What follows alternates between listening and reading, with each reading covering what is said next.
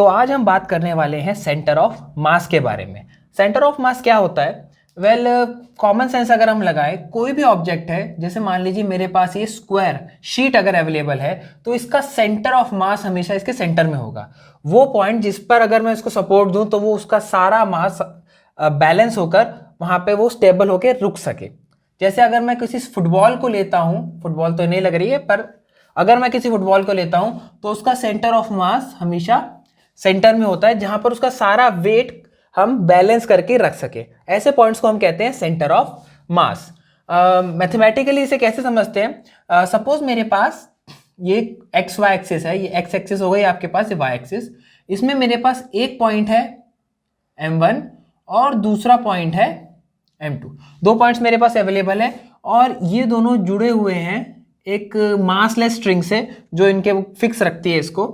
Now इस point का origin के रिस्पेक्ट में, यह मेरा ओरिजिन है, इसके रिस्पेक्ट में इसका पोजीशन वेक्टर मेरे पास आ रहा है r1 और इसका पोजीशन वेक्टर आ रहा है मेरे पास r2। r1 और r2 इसके पोजीशन वेक्टर है। नाउ अगर मैं इस सिस्टम को इंडिविजुअली ट्रीट करूं कि मेरे पास मास m1 है और m2 है, तो मेरे पास जो फोर्स आएगी, अगर मैं इसके ऊपर m1 पे फोर्स लग रही है और m2 पे फोर्स लग रही है, जो टोटल फोर्स आएगी वो आएगी समीशन ऑफ Fi यहां पे क्या है, F1 प्लस F2। जो फोर्स इस पे लग रही है प्लस इस पे लग रही है, लेकिन क्योंकि दोनों जुड़े हुए हैं ये अल्टीमेटली साथ में मूव कर रहे हैं। साथ में मूव करने से हो सकता, अगर इसके सेंटर पॉइंट को मैं लूं तो एक पर्टिकुलर ट्रेजेक्ट्री फॉलो करता हुआ इस पॉइंट पर पहुंच रहा है। तो instead of taking position vector of mass m1 and m2, मैं इन दोनों के ऐड करके जो टोटल मास m आएगा उसका पोजीशन वेक्टर निकालूंगा, जो कहीं इन दोनों लाइन के बीच में आएगा। नहीं भी आ सकता है, लेकिन अभी हम कंसीडर कर रहे हैं कि अगर वो बीच में आएगा तो उसका पोजीशन एक पर्टिकुलर पॉइंट होगा जिसपे टोटल मास के जो डिस्प्लेसमेंट होगा जिसके थ्रू मैं निकाल सकता हूं। तो अगर मैं F1 लिखना चाहूं तो F1 मेरे पास क्या होगा, m1 इंटू में r1 double dot, double differential of r1 position vector plus m2 r2 double dot, double differential of second position vector. इसको मैं डिफाइन करता हूं सेंटर ऑफ मास को, वो पॉइंट होगा जो this plus this equals to capital M, जो total mass है हमारे पूरे सिस्टम का, इंटू में R डबल डॉट। तो ये मेरे पास एक सिंपल सी इक्वेशन है, डेफिनेशन है मेरे पास। अब मैं अगर R डबल डॉट लिखना चाहूं तो वो आ जाएगा 1 अपॉन में capital M m1 r1 double dot plus m2 r2 double dot. अब ये वो पोजीशन वेक्टर है जिसके ऊपर इसका टोटल मास बैलेंस हो जाएगा। तो इसी को हम कहते हैं, ये तो आपका एक्सेलरेशन है, इसको मैं पहले इंटीग्रेट कर देता हूं। तो अगर मैं इसे इंटीग्रेट करूंगा, डबल इंटीग्रेट, तो सिंपली ऊपर से इसके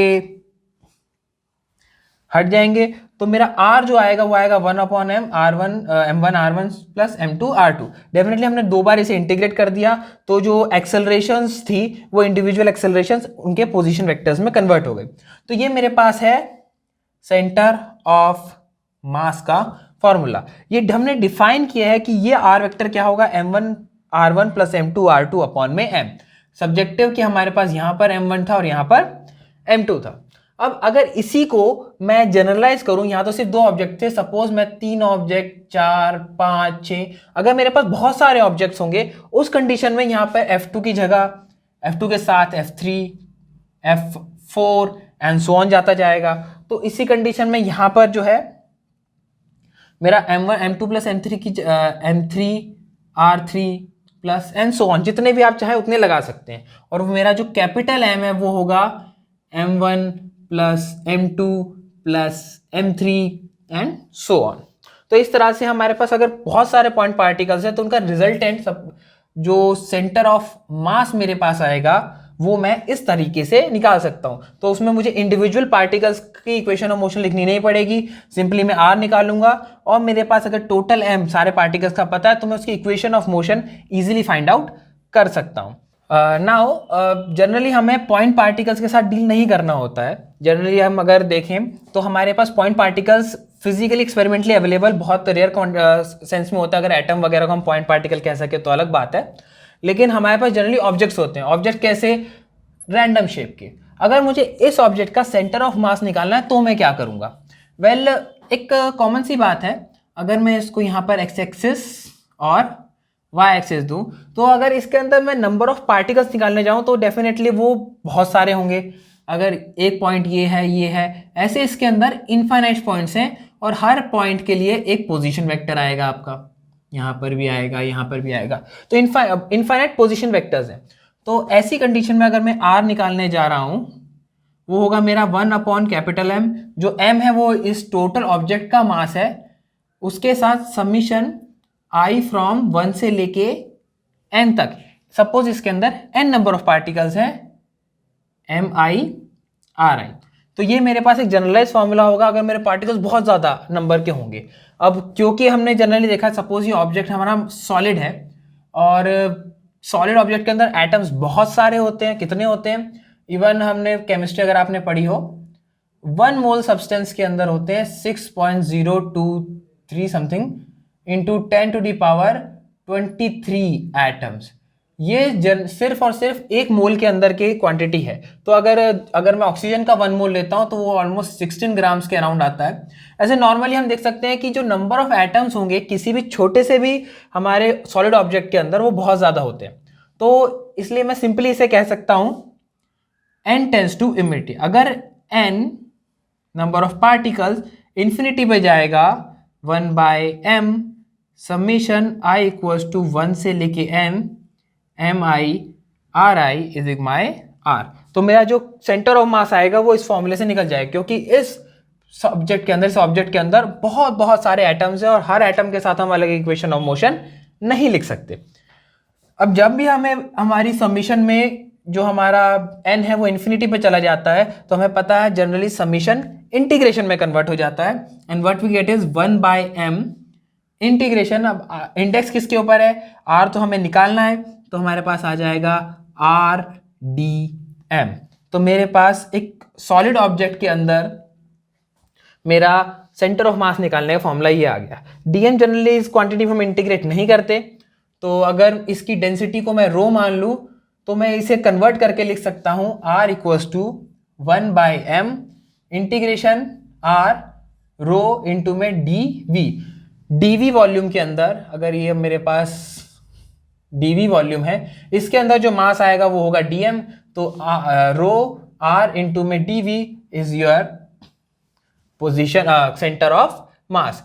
तो इस फॉर्मूले से आपके बहुत सारे सॉलिड स्ट्रक्चर्स के सेंटर ऑफ मास आप निकालने के प्रॉब्लम सॉल्व हो सकते हैं। तो आइए देखते हैं ये फॉर्मूला कितना कामयाब है, कितना प्रैक्टिकल है इस क्वेश्चन के साथ। तो एग्जांपल है, एक यूनिफॉर्म रॉड है जिसकी डेंसिटी चेंज हो रही है lambda equals to lambda naught x/L के हिसाब से। मतलब क्या है इसका? एक रॉड है, सिंपल रॉड है जिसका लेंथ हमारी L के बराबर है। अब इसमें डेंसिटी इस डायरेक्शन में बढ़ रही है। यहाँ पर इसकी डेंसिटी ऑलमोस्ट 0 है और यहाँ पर इसकी डेंसिटी लैम्डा नॉट के बराबर है। तो उस कंडीशन में हमें इसका सेंटर ऑफ मास निकालना है। एक तरफ डेंसिटी कम है, एक तरफ ग्रेजुअली डेंसिटी बढ़ रही है। तो कैसे निकालेंगे? वेल, मेरे R का जो फॉर्मूला है वो है 1/m इंटीग्रेशन R रो dV। ये मेरे पास एक जनरल फॉर्मूला है जिसके थ्रू मैं कोई भी इक्वेशन के अंदर सेंटर ऑफ मास निकाल सकता हूं। नाउ सबसे पहले m निकालते हैं। तो मेरा जो m आएगा वो होगा इंटीग्रेशन ऑफ dm। मेरे पर यूनिट लेंथ में जितना मास आ रहा है उसका टोटल इंटीग्रेशन में कर दूंगा तो मुझे मेरा मास निकल आएगा। तो मेरा जो रिप्रेजेंटेशन है वो ये वाला आ रहा है लैम्डा का, तो it is simply integration lambda dx। अब ये बेसिकली पर यूनिट x मेरी डेंसिटी बता रहा है, तो अगर मैं इसको लैम्डा dx कर दूंगा तो मुझे मेरा टोटल मास मिल जाएगा which is equals to lambda naught x/L into में dx। इंटीग्रेशन लिमिट यहाँ पे 0 है, यहाँ पर L है, तो इंटीग्रेशन होगा 0 से लेके L तक का, फ्रॉम 0 टू L। तो मुझे मिल जाएगा लैम्डा नॉट बाहर अपॉन में L बाहर। x का integration x²/2 limit from 0 to L। So what we get is lambda naught by L, axis में L पुट होगा यहाँ पे, L²/2 माइनस 0, तो 0 से कैंसल, एक L गया, 1/2 लैम्डा नॉट L। तो ये आपके पास आ गया आपका कैपिटल M। कैपिटल M हमारे पास मिल गया है। अब हमें निकालना है हमारी ये वाली क्वांटिटी।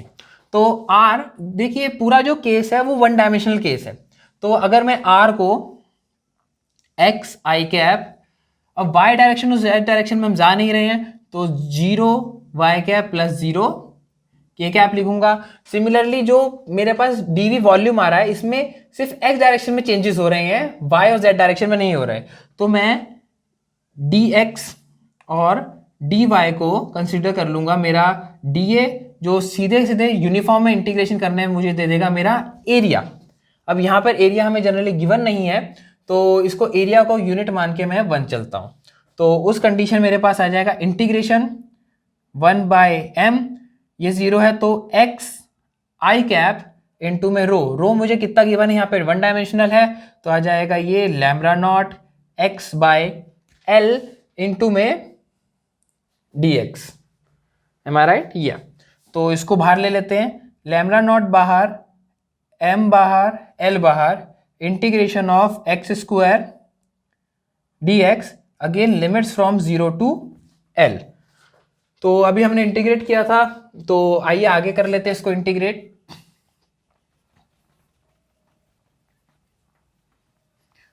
तो मेरे पास आ जाएगा यहाँ पर लैम्ब्डा नॉट अपॉन में m इंटू में l, एक्स स्क्वायर का इंटीग्रेशन x³/3, तो ये आ गया आपके पास s³/3, again limit from 0 to l।